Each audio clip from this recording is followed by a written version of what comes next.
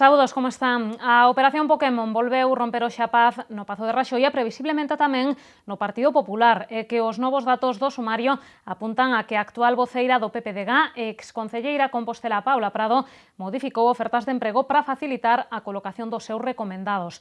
Ademais, o informe de Vixilancia Aduaneira indica que Prado inflou a factura dun espectáculo infantil para chegarlle 3.000 euros ao promotor cultural Jesús Míguez, un dos imputados no caso.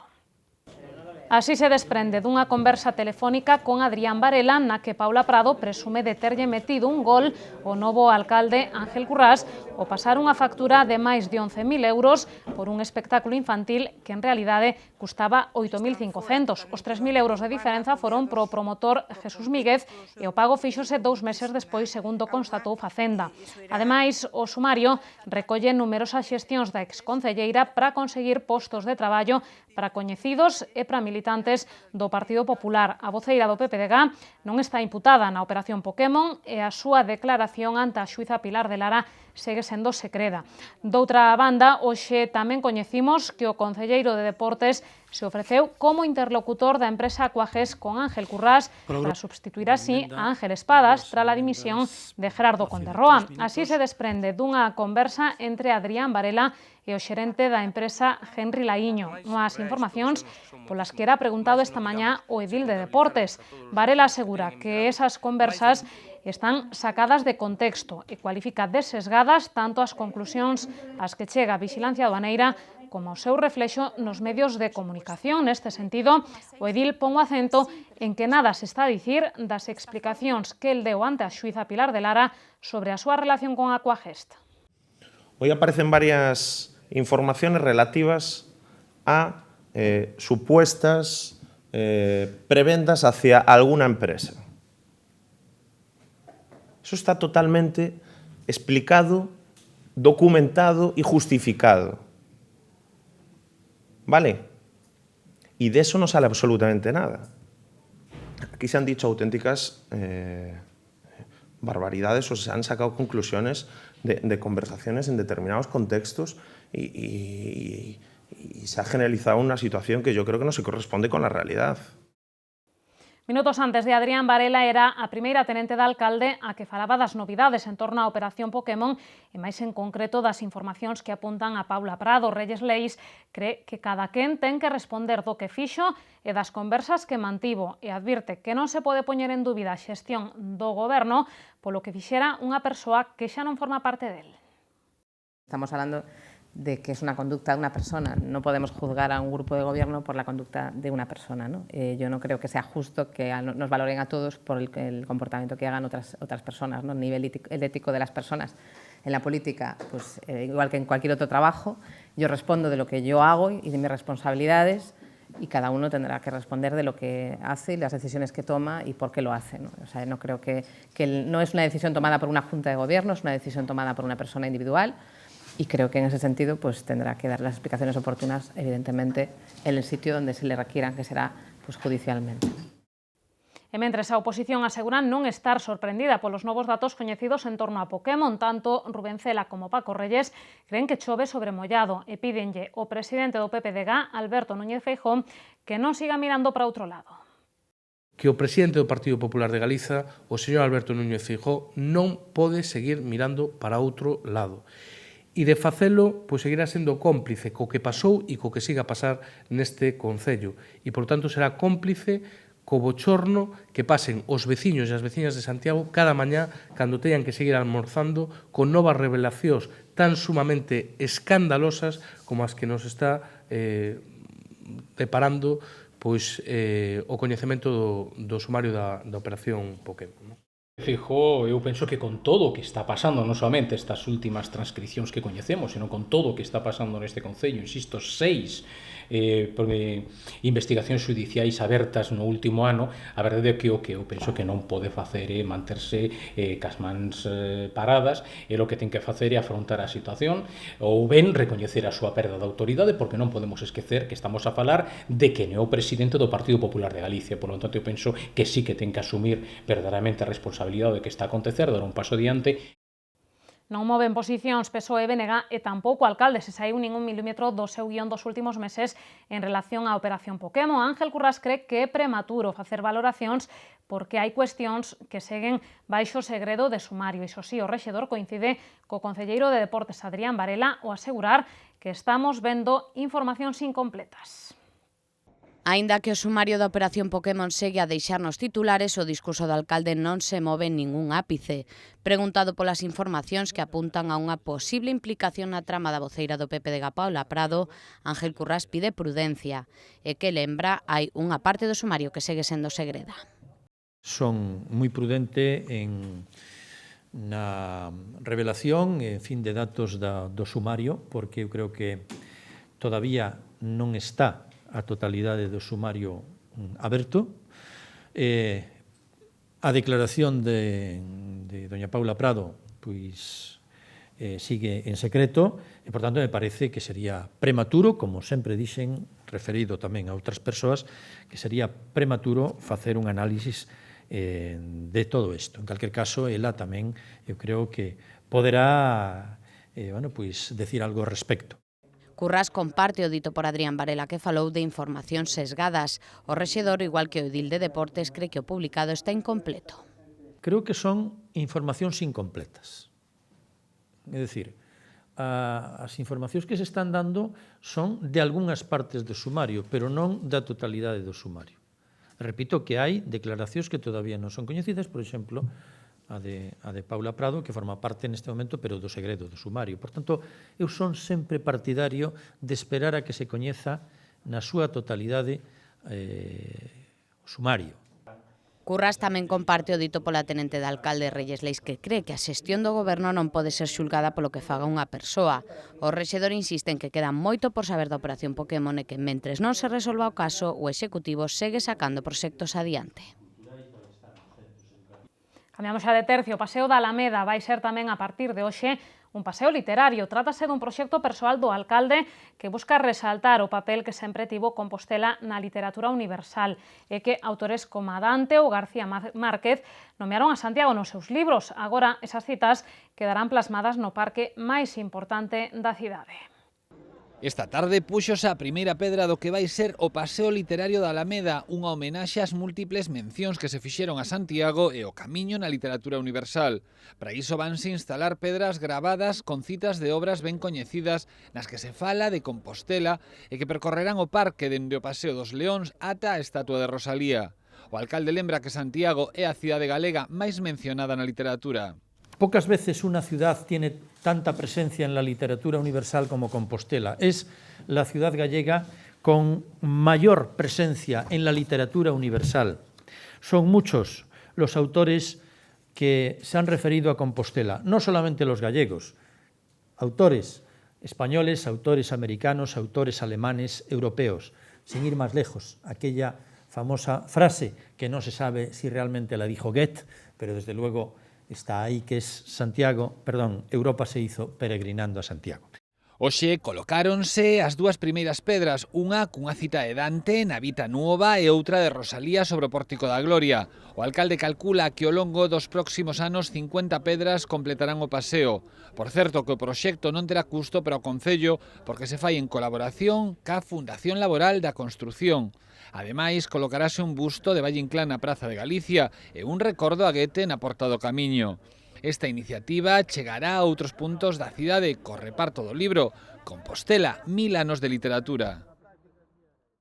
O Palacio de Congresos acollerá os días 24 e 25 de abril a terceira edición do Foro de Intermediación e Emprego. A cita adiántase con respecto a anos anteriores. Era habitual celebrala en novembro, co obxectivo de incorporar tamén as ofertas laborais propias do Brán. Ademais, o foro volverá a ter un importante apartado formativo. Uns meses antes do que era habitual regreso ao Palacio de Congresos o Foro de Intermediación e Emprego que organiza a Axencia Local de Colocación. Será os días 24 e 25 de abril para lle dar cabida ás ofertas de emprego máis vinculadas ao verán e á hostalería. O obxectivo é, segundo a concelleira Reyes Leis, amosar que segue habendo oportunidades laborais. Aunar esa oferta de emprego que poida haber na cidade, nas empresas que están máis preto de nós, para os próximos meses podan facer unha selección ali en vivo desas persoas que van a necesitar e tamén igualmente presentar as súas empresas e poder facer pois moitas labores tamén de concienciar a xente de que hai moitos máis empregos dos que se coñecen e hai moitas oportunidades que a veces se lles escapan aos desempregados, non? As cifras do foro aínda non están pechadas, pero o Goberno confía en superar as da pasada edición, na que participaron 50 empresas que ofertaron uns 200 postos de traballo. Ademais de contactar con estas firmas, os asistentes poderán participar nun programa formativo que chega cargado de novidades. Así, prestaráselle especial atención ao chamado Emprego 2.0 para coñecer a experiencia de community managers ou os blogueiros e crearánse circuitos especiais para os estudantes nos que aprenderán dende facer un currículum ata as claves para superar unha entrevista de traballo.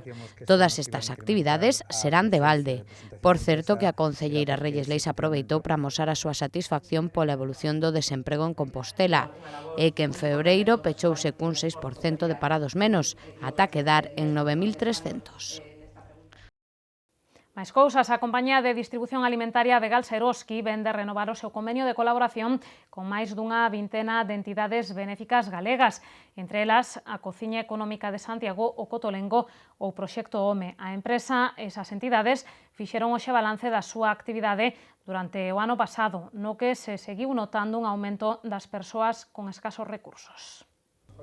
Máis dunha vintena de entidades benéficas galegas renovaron esta mañá o seu convenio coa empresa Vegal Seroski, que leva anos colaborando para paliar as consecuencias da crise económica na sociedade. A través dese acordo, a compañía comprométese a doar alimentos e artigos de primeira necesidade que as entidades farán chegar aos máis necesitados. Vegal Seroski está preocupada pola situación de moitas familias galegas. El número de familias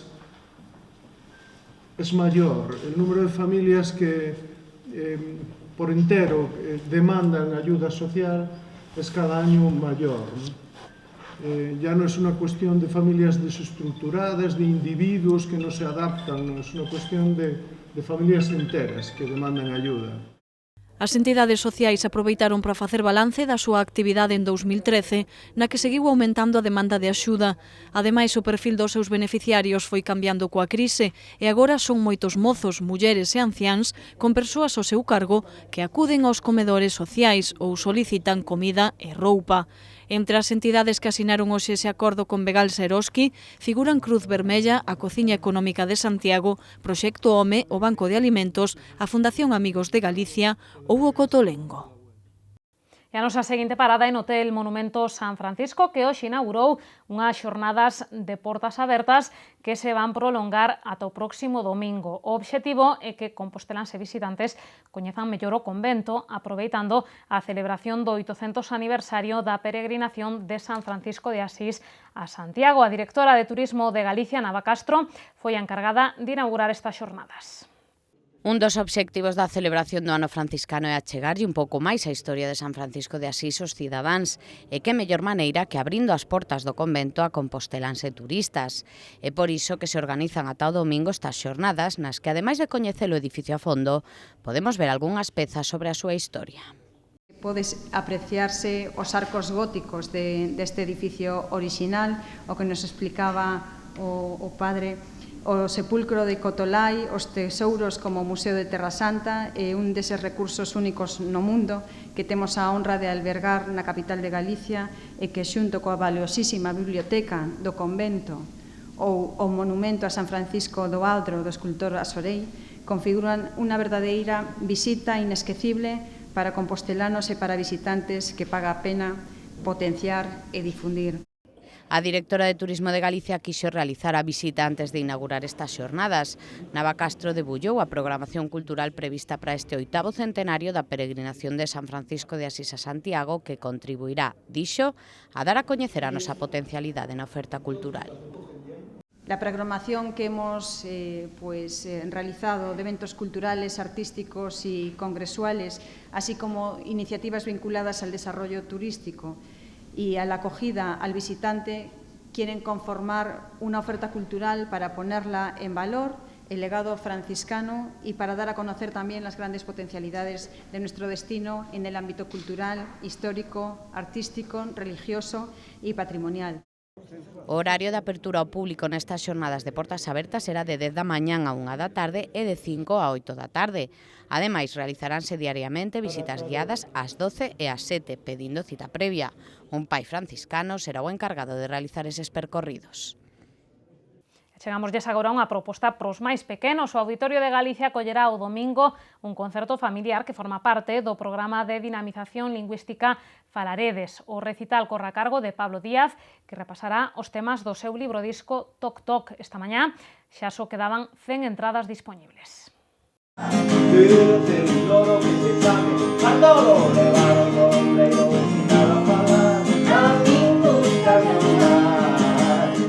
Esta é só unha pequena mostra do que se poderá ver o próximo domingo no Auditorio de Galicia nun concerto que aproveita a música para lle inculcar aos máis novos o amor pola nosa lingua. Trátase dun recital incluído no programa Falaredes da Secretaría Xeral de Política Lingüística.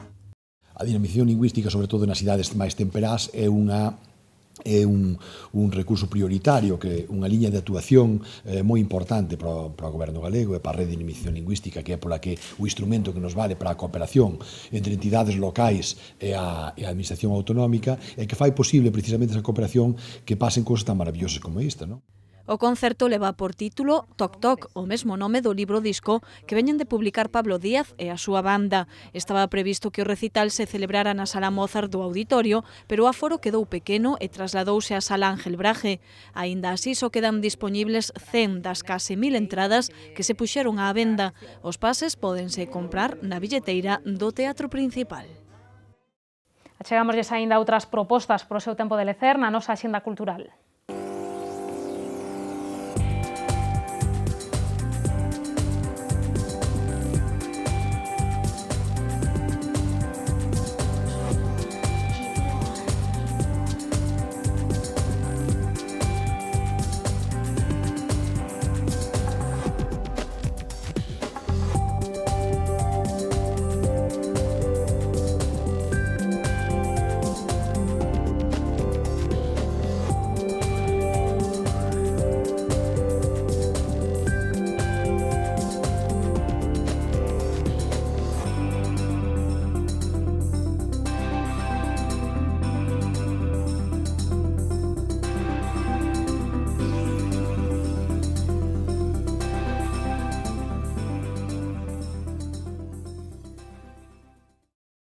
Imos ver de seguido que nos depara o tempo. Contanolo Meteo Galicia.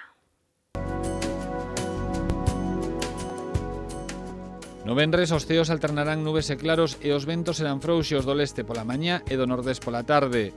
As temperaturas subirán ata cadar unha máxima de 16 graus, a mínima será de 6.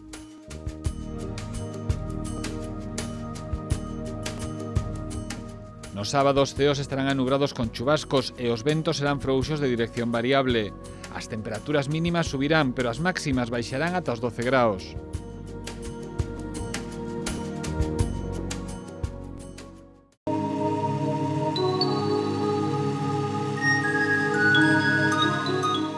Pedras de Santiago ofreceulle a información do tempo. Pois ata aquí chegan as novas, regresamos nun minuto co preguntoiro, non se movan.